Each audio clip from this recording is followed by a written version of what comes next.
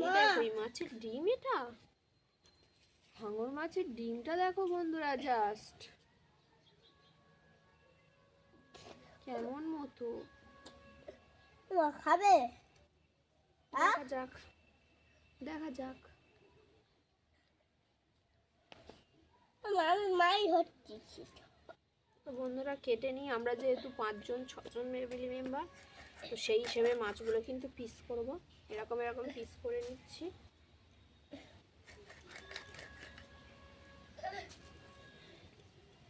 Piece আমি যেন পুকুরে মাছ ধরতে 4 পিস, আর তুমি বললে 5 পিস।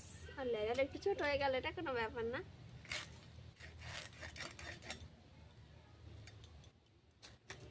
চলো মাথাটা এবার 2 ভাগ করে নিই।